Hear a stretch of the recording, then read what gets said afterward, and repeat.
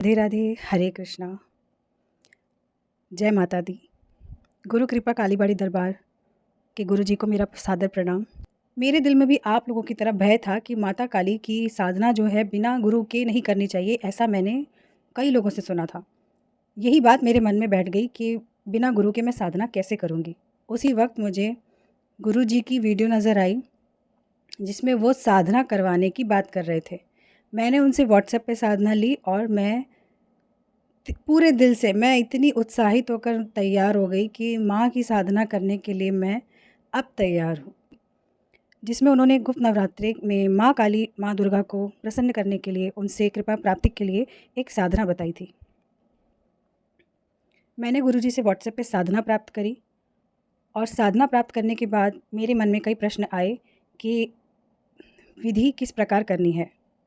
गुरुजी ने पूरा सहायता करी, पूरी बात सुनी और वॉइस मैसेजेस देकर उन्होंने समझाया कि आप गृहस्थी में होकर भी माँ काली, माँ दुर्गा को प्रसन्न कर सकते हो, माँ की भक्ति कर सकते हो, माँ की कृपा प्राप्ति कर सकते हो। क्योंकि मुझे माँ काली से थोड़ा भय लगता है, इसीलिए मैं थोड़ा घबराती थी।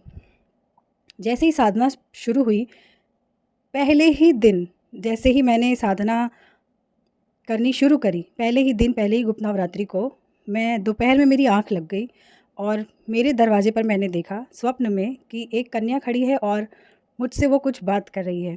अब वो क्या बात कर रही है वो तो मैं ज़ाहिर नहीं कर सकती। उसके बाद मैंने लगातार जैसे गुरुजी ने बताया मैंने साधना करती रही। हर दिन मुझे ऐसा लगता था कि आज मुझे भय लगेगा, आज मुझे भय लगेगा, परंतु मुझे भय नहीं लगा। मुझे ज़रा-सा भी एहसास नहीं हुआ कि मैं काली माँ की साधना कर रही हूँ या किसी उग्र शक्ति की साधना कर रही हूँ, जिसमें मुझे इतना आनंद फ़ील हो रहा था, मुझे ऐसा लग रहा था जैसे मैं ये रोज़ करती हूँ।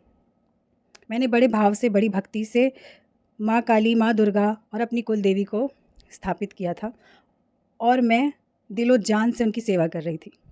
एक प्रॉब्लम थी कि मैं कभी जो है अखंड जोत नहीं जगा सकती थी। मेरी अखंड जोत कभी जलती ही नहीं थी।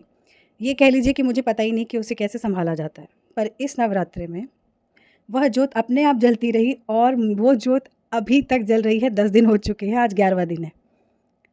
और माँ की कृपा से, गुरुजी के आशीर्वाद से वो जोत ने मुझे इस बार परेशान ही नहीं किया। मुझे ऐसा लग रहा कि अगर माँ चाहेगी तभी जोत जगेगी। ये चीज़ साबित हो गई। और गुरुजी के आशीर्वाद से, गुरुजी से जो मैंने एक साधना ली, इसका सिर्फ़ और सिर्फ़ यही कारण था कि किसी भी उग्र शक्ति की साधना आप बिना गुरु के ना ही करें तो अच्छा है, क्योंकि आपको नहीं पता कि उसकी आपको क्या फल भुगतने पड़ेंगे। दूसरी बात, जो भी तकलीफ़, जो भी साधना में आपको आने वाली है, आपके शरीर पे आने वाली है, आपके साथ कुछ होने वाला है, वो सब गुरु ले लेता है।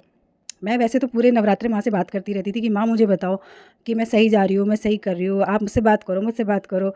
मैंने बहुत ऊर्जा महसूस करी, बहुत ही ज़्यादा मैंने एनर्जेटिक रही। मैं इस बार बिल्कुल भी नहीं थकी। मुझे पता ही नहीं चला कि ये 10 दिन कब निकल गए और मैं माँ से कृपा प्राप्ति माँगती थी। मुझे इन 10 दिनों के बीच में हर सपने में मंदिरों के दर्शन, हनुमान जी के दर्शन और कुछ न कुछ दर्शन होते ही रहे, जिससे मैं पूर्ण कृपा प्राप्ति ही मानती हूँ।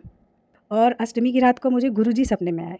गुरुजी ने मुझे नेगेटिविटी से बचाया, स्वप्न में ही उन्होंने मुझसे कुछ बात की।